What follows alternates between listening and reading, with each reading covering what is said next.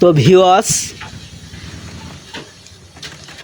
এই যে দেখতে পাচ্ছেন আমাদের মেশিনের কি পরিমাণ মিটারে যে চাবি কাঁপাকাঁপি করছে। চাবি কিন্তু এক জায়গায় থাকছে না, দেখেন অনেক ঢিলা।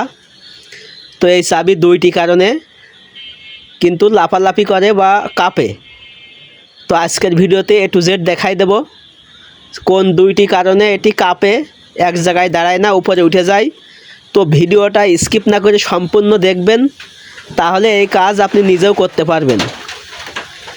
তো যদি আমাদের চ্যানেলে নতুন দর্শক হয়ে থাকেন, আমাদের চ্যানেলটা সাবস্ক্রাইব করে পাশে থাকা বেল আইকন অল করে রাখবেন। ভিউয়ার্স, আমি প্রথমে এই ফিড খুলে নিচ্ছি, নিয়ে আপনাদের দেখাচ্ছি প্রথম কারণটা কি। তো প্রথম কারণ হচ্ছে আমাদের যখন আমরা মিটার নিচে নামিয়ে দিছি, দেখেন আমাদের যে ফিড ডগ বা দাঁত আমাদের কিন্তু প্লেটের সামনে বাড়ি খাচ্ছে। প্লেটের সামনে যখন বাড়ি খাচ্ছে আমাদের কিন্তু মিটারের চাবি উপরে উঠে যাচ্ছে। দেখেন এর সমস্যা হচ্ছে, এইটা হচ্ছে প্রথম সমস্যা।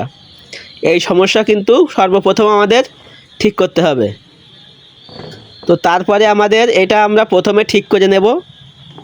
আমাদের দাঁত বেশি সামনে চলে গেছে, তো দাঁত আমরা যদি পিছিয়ে নিই তাহলে কিন্তু এটা সমাধান হয়ে যাবে।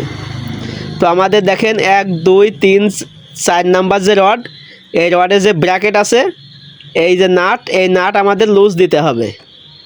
এই নাট লুজ দিয়ে যে রড, এই রড যদি আমরা উপরের দিকে ঘোরাই তাহলে কিন্তু আমাদের দাঁত পিছনের দিকে চলে যাবে। এই যে দেখেন, যদি আমরা এইভাবে উপরে ঘোরাই তাহলে আমাদের পিছনে যাবে, আর যদি নিচের দিকে দিই তাহলে দাঁত কিন্তু আরও সামনে বাড়ি খাবে। তো এটা একবারে না হলে কিন্তু 2 একবার চেষ্টা করবেন, হয়ে যাবে ইনশাল্লাহ। তো এটা পিছনে দিয়ে আমি চেক করে দেখছি আমাদের সমস্যা কতটুকু সমাধান হয়েছে। তো এই যে ভিউয়ার্স দেখছেন আমাদের দাঁত কিন্তু পিছাই গেছে, আমাদের কিন্তু সামনের দিকে আর বাড়ি খাচ্ছে না। এই যে দেখেন আমাদের কিন্তু এই যে প্লেটের যে দাঁতের সামনে যে প্লেটের ভিতরে আমাদের হালকা একটু জায়গা থাকবে, হাফ সুতো পরিমাণ। তো এইটা হালকা জায়গা থাকবে, আমাদের মিটারের চাবি থাকবে একেবারে নিচেই থেকে, তারপরে আমাদের দাঁতের সামনে হাফ সুতো জায়গা থাকবে। তো আমরা এই নাট ভালো করে টাইট দিয়ে দেবো, যেহেতু এটা আমরা খুলছিলাম। এইগুলো কিন্তু মাথায় রাখতে হবে। তো ভিউয়ার্স, তারপরে আমরা 2 নম্বর কারণ দেখাবো। আমাদের এই মিটারের চাবি কিন্তু অনেক লুজ। এটা যদিও অনেক লুজ হয় তাহলে কিন্তু আমাদের এই মিটার যতই আমরা সমাধান করি না কেন এক জায়গায় দাঁড়াবে না। তো আমাদের এই যে 2টা নাট, মিটারের চাবির যে কভার, এখানে কিন্তু 2টা নাট আছে। এই 2টা নাট আমরা আগে খুলে নেব। তো এই 2টা নাট আমরা খুলে এক সাইডে রাখবো ভালো করে, এটা কিন্তু হারাই গেলে হবে না, এটা রাখতে হবে। তো তারপরে দেখেন আমাদের যে মিটারের ঢাকনিটা অটোমেটিক খুলে আসছে। তো এই যে দেখেন আমাদের এই মিটার কি পরিমাণ লুজ। তো আমরা আবারও একটা কাঠের উপরে মেশিন এইভাবে শোয়ায় রাখবো। রাখার পরে আমাদের দেখেন এই যে মিটারের নিচে আমাদের মিটারের যে সেট, এখানে একটা ছোট্ট নাট আছে। সর্বপ্রথম কাজ হচ্ছে আমাদের এই নাট লুজ দিয়ে নিতে হবে।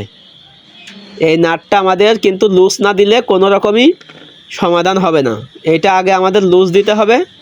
তো তারপরে আমাদের মেশিনের ভিতরে দেখেন একটা বড় নাট আছে মিটারের সাথে, এই চাকার ভিতর দিয়ে বড় স্ক্রুড্রাইভারের সাহায্যে ওই নাট পর্যন্ত যাতে পৌঁছায় স্ক্রুড্রাইভার, দেখেন এই নাটটা কিন্তু আমাদের টাইট দিতে হবে। এই যে দেখেন আমরা যদি এটা ভালো করে টাইট দিই আমাদের মিটারের যে সমস্যা একেবারে কিন্তু এখন সমাধান হয়ে যাবে। তো আমি পরিমাণ মতো টাইট দিলাম। তো এটা টাইট দেওয়ার পরে কিন্তু আমরা যে ছোট্ট নাটটা লুজ দিয়েছিলাম সেইটা আমরা আবার টাইট দেব, তা না হলে কিন্তু আমাদের আবারও ঢিলা হয়ে যাবে। এই নাটটাই কিন্তু আমাদের ওই বড় নাটটা ধরে রাখবে। দেখেন এখন কিন্তু আমাদের এই মিটারের চাবি অনেক টাইট হয়ে গেছে, এটা কিন্তু 100% সমস্যা সমাধান হয়ে গেছে। এইটা আমরা ভালো করে টাইট দিয়ে দেব।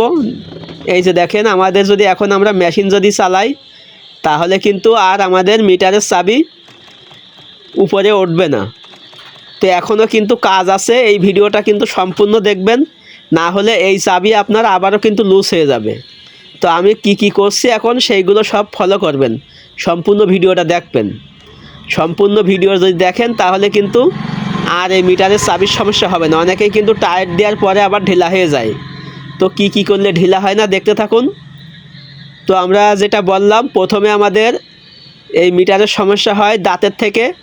দাঁত যদি প্লেটে বাড়ি খায়, তো দাঁত যদি বাড়ি খায়, আমরা এই সেম নিয়মে আমাদের এই ভিডিও দেখে যে সিস্টেমে আমরা করেছি ঠিক ওই সিস্টেমে আপনারা দাঁত একটু পিছিয়ে দেবেন, হালকা, বেশি পিছিয়ে দেবেন না, অল্প পিছিয়ে দেবেন। তারপরে এই যে মিটারের কভার খুলে প্রথমে ছোটো নাট লুজ দিয়ে, তারপরে বড় নাট টাইট দিয়ে, তারপরে আবার ছোটো নাট টাইট দিতে হবে, দিয়ে কিন্তু এই সমস্যাগুলো সমাধান করতে হবে। তো আমি কি করি দেখেন, এখন আমরা এই যে প্লেটে যে ঢাকনি, এটা আমরা লাগিয়ে দিয়ে দুইটা নাট টাইট দিয়ে দিলাম। দেওয়ার পরে আমাদের এখন কাজ হচ্ছে এই মেশিনে কিন্তু এখন দেখেন আমরা দেখাচ্ছি দাঁত কিন্তু পজিশন মতো ঠিক আছে। এখন আমাদের এই মিটারের চাবিও ঠিক আছে।